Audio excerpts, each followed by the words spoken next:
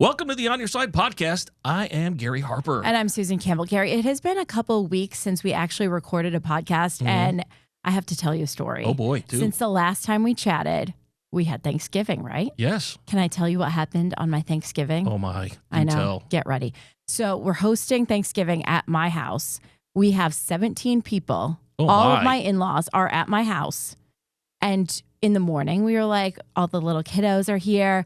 Let's start the day. We're going to start the feast early. Cinnamon rolls. So we pop the cinnamon rolls in the oven. And like an hour later, we're like, why aren't these cinnamon rolls cooking? Oh, no. Yep. Do you see where this is going? Oh, yeah, disaster. Our oven broke on Thanksgiving. Oh, my goodness. Gary, it stopped heating. Like the hottest it would get. We went out to the store, bought an oven thermometer so we could find out how much it's actually heating. Yeah. It got up to 175 and we were like, well, we can't cook a turkey at 175. So we figured out a way to grill a 23.5-pound turkey. This is the greatest story ever. Oh my gosh. It didn't feel like it at the time, but now I mean, you've got 17 people. Yeah. 17 people and my in-laws. It's not even like my mom and dad who have to love me no matter what, right? Like these are Steve's parents, right? And all of his siblings. And his grandma, by the way. So everybody has traveled to our house. Most of them are staying with us. We have no oven. So we figure out a plan for the turkey on the grill, but that still leaves all the sides. You can do mashed potatoes on the stovetop. Oh my gosh. But the sides have to go into the oven. Well, I need to know how the turkey turned out on the grill. So the turkey was actually amazing. Really? It was really good. It worked really well. It's funny because when I was looking how to, new ways to bake a turkey or cook a turkey, there was one guy who said this is the greatest thing since sliced bread by grilling it. And he somehow kind of quartered it and kind of pushed, flattened the turkey. A little bit, yeah. Yeah. Is that what you did? So we kind of did just a smidge of that, but mostly it was just like the grill. It acted as the oven. Yeah, we put it in a foil, one of those containers, just close the lid, let it cook. Our neighbor happened to be out of town and we texted them and we said, hey, can we use your oven? Can we use your oven? So they gave us they set a code to their door for just us. Oh, wow. So we were walking back and forth across the street baking things in their oven all day long. But it turned out. It turned out. We all ate food a couple hours later than planned, but that was my Thanksgiving. Well, listen, thank goodness for the sweet rolls, because if you waited until the last minute, I think you would have freaked out. Oh, gosh. I would have been devastated. Oh, my God. And it all turned out great. We ate dinner. It was good. Well, you ate, but it was good, It was good. Oh. At least that's what everybody said. Oh, my goodness. That story will live on for decades. It will. Hey, remember when? That Thanksgiving. Oh, my gosh. No, I know. Thank goodness for the sweet rolls. How's the Christmas shopping going? Pretty good. Okay. I have a lot of the things crossed off the list. Mm-hmm. Still a little bit more to do. How about you? I got my wife taken care of. I'm still working on my adult kids. Cool. They're hard to buy for. Do they give you ideas or do you have to figure it out? Well, yeah, they give me ideas, but they're crazy expensive. And I'm like, no, that's not going to happen. Like a lot of name brand clothes. Okay. And no, I'm not going to be that guy. I'm thinking you can splurge a little bit. Well, no, I will, but not to the amount that they think I'm going to splurge. But I try to keep myself, within my lane when it comes to spending. And I know you do as well, but a lot of people don't. They kind of feel obligated to maybe buy something that they really can't afford for someone that they love, but they don't really want to tell the other, maybe their spouse or significant other that they are making these purchases or taking cash out or doing things with money they shouldn't really be doing with money. Dun, dun, dun. And that's what we're talking about today. We're speaking with Yonatan Levoritz. He's a divorce and family attorney out of New York City. How you doing today, Yanni? I'm doing well. Thank you. Good to be here, guys. Yeah, we appreciate you being on the On Your Side podcast. And I think you've probably seen a lot of crazy stuff when it comes to couples and money and financial infidelity. So how common is financial infidelity when it comes to marriages? It's actually quite common, especially around the holiday season, when you talk about going into stores, let's say a Best Buy or a Macy's, and you're just applying for that credit card right there at the counter, and it's going to be in one party's name. Therefore, what happens is they get the bill, they see it, the other spouse doesn't necessarily see it or take it into account, and therefore you start to use those cards over the course of the year. So financial infidelity is quite common. People are constantly taking out new cards and people are constantly looking for ways to spend more than they can. And it doesn't sound maybe necessarily all nefarious. It's not like you start this process trying to be super sneaky, but then all of a sudden you haven't had the conversation and all of a sudden things start spiraling. Yes, absolutely. They spiral out of control because what happens is once you've got one card and you've gotten a taste for it, and no one has given you a reprimand, let's say, or something else saying, "Hey, listen, maybe we should hold back on the spending a little bit," because you lose that balance in the family dynamics. When one person is not telling you, "Listen, don't go ahead and do it." You just end up in one of those situations where people just go ahead and spend without thinking about it. And sometimes they rack up hundreds of thousands of dollars in all these additional cards. Whew. And a lot of it can be found in the closet: shoes, clothing, watches, The credit card? anything you can finance. No, all of the stuff. That's fine. Oh, I thought they were hiding it All in of shoes the and stuff. Oh man, it's like when your spouse is wearing something new and you're like, "Oh, Where did you get that?" Yeah, and how much did it cost? I think I told you before. I have a friend whose wife took out a couple of credit cards, $20,000 she racked up. He never knew about it. This was kind of like in the day the internet was around, but you know not a lot of people were checking their accounts online, so she was always running to the mailbox to get the bill. And then the one time that she was late, he found the bill, and that's how he found out. Wow. How are spouses and significant others finding out? Wow, my wife or my husband has a bill or a credit card that I didn't know about. Well, unfortunately, most of them don't find out until they come to me. But in general, what they have to do is they have to trust but verify. They've got to constantly stay on top of the checks. Make sure you have a joint checking account. Make sure that you watch those checks that are going out, especially the electronic transfer fees.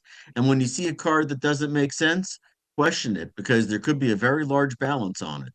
How do spouses normally get busted? What's their trip up that kind of exposes their dirty deeds?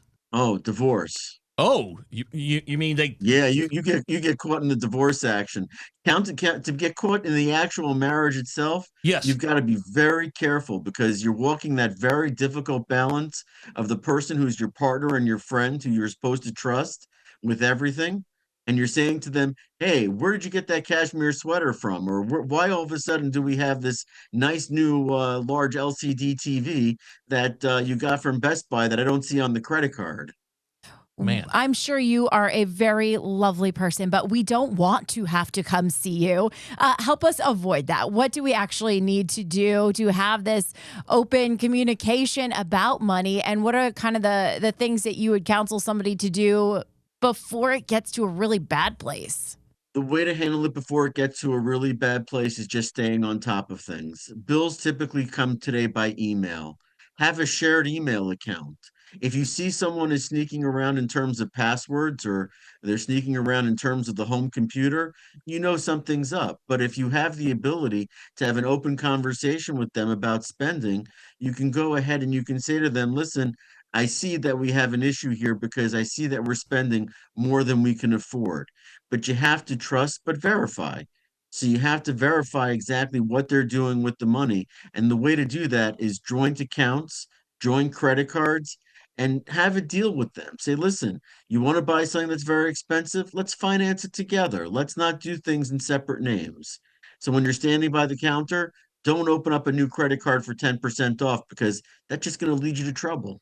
I mean, that's why they call it financial infidelity, because even if you do have a joint account and you think that you and your partner are on the same page, your partner is out getting 2, 3, 4 other credit cards or opening maybe a bank account that the other spouse doesn't know about. Let's talk about the bank accounts. How big of a problem is that with the significant other opening a bank account without the other one knowing?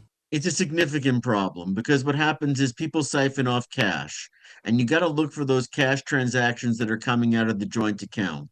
So if you see 200 and 200 and 200, and you see that all of a sudden you have all these numbers lining up, you basically have to say to the person, listen, what is the story with all this cash coming out? And you have to confront them nicely, but firmly, and say to them, listen, where is this money going? I need to know, because just like regular infidelity, when people are cheating on each other, this is a form of infidelity that basically you have to be aware of. You have to actually be willing to confront it head on. And it's a very big problem with people siphoning off cash. I would imagine romantic infidelity leads to financial infidelity. For instance, if you're cheating and you want to wine and dine that other person, you're going to put it on a credit card or pay for cash so your real spouse doesn't find out. Hiding things all over the place. Yeah. Does that lead to financial infidelity? Absolutely. You find it all the time. You find it all the time in the sense of using credit cards that people don't know about. You find it all the time in terms of the fact that people use different addresses for the credit card, such as their office address, or self-employed people who have things coming to their offices, to make sure that the other spouse doesn't learn about these things. A P.O. box, too, I would imagine. P.O. boxes, too. So what these things are common. So what happens? Say we end up in a really bad place. We are headed toward divorce because, my goodness, I can't handle this financial infidelity. That was just too many lies. Am I on the hook for the credit cards that he racked up because we're married? In New York, I would say probably not, because the bottom line is it's not necessarily marital debt. Okay, and the debt has to be confined to what was caused by the marriage itself. In fact, we would consider it probably marital waste, as a matter of the fact that basically what's happening is you're using it for another person, or you're using it to hide it from your significant other. So you would not be on the hook for it. But I don't know the law in other states. It could very well be. You got to be careful of these things. And if they are using it for household purposes and they're just hiding it from you because they don't want the aggravation of the confrontation, then yeah, you'd be on the hook for it in New York. Because if they're buying groceries with it and they're just hiding it from you, and they're buying clothes and shoes and living a very nice lifestyle, and you see the increase in the lifestyle, but you don't actually address it, then you're going to be on the hook for it. Give us an example of where it unfortunately led to divorce. What's normally the reaction when the person going through divorce discovers, wow, I didn't know about all these credit cards, or I didn't know this balance? What's normally the reaction? Are they just, I would imagine they're hurt. Hurt and angry. Angry because many times, there are arguments over who should assume the debt. I mean, it becomes a major source of strife when you're talking about the actual divorce itself. It happens on a regular basis, so it's a real problem because people, they're living a nice lifestyle. I mean, and if you're living that lifestyle, they're going to want to continue living that lifestyle. So if the husband doesn't confront the wife, hypothetically, and the wife is spending a lot on clothing, thousands upon thousands of dollars, just going out and enjoying life, the husband may be on the hook for the lifestyle and the debt.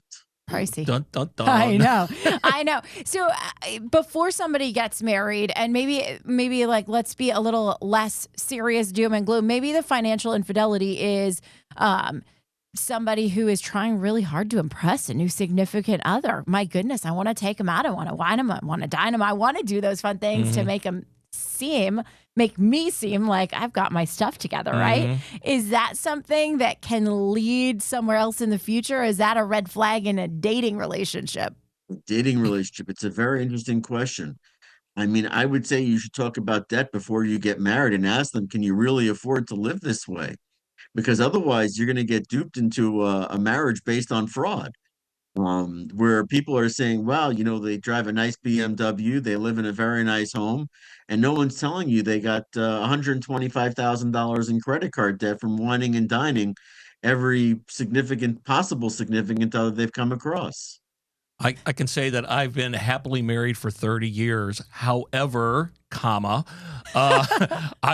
when we did get married, I remember the first 2 to 3 months getting credit card bills from my wife that I didn't know. And, she had to change the address. And I'm like, okay.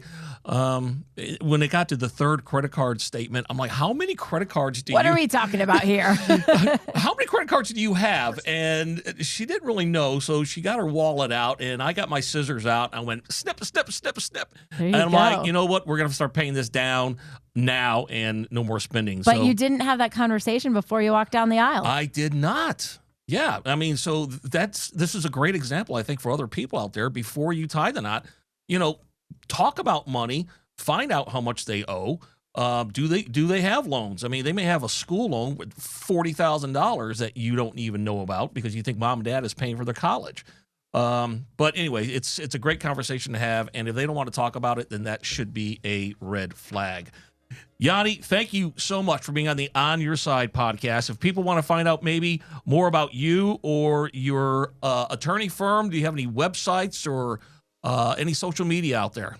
Sure. It's levoritzlaw.com. LEVORITZLAW.com. Got it. Hey, thanks again so much. And hopefully Susan and I won't have to have any personal conversations with you in the future. So have a great day. Have a great day, and thank you for having me. The On Your Side podcast is produced by Brad Denny. Our audio engineer and editor is Todd Martin. Segment producer is Colin Stanton. And I'm Gary Harper. And I'm Susan Campbell. If you have a problem you can't resolve, maybe we can. Send us a message through azfamily.com or our AZ Family mobile app. Look for the On Your Side section and leave us a message. Thanks so much for listening to the On Your Side podcast.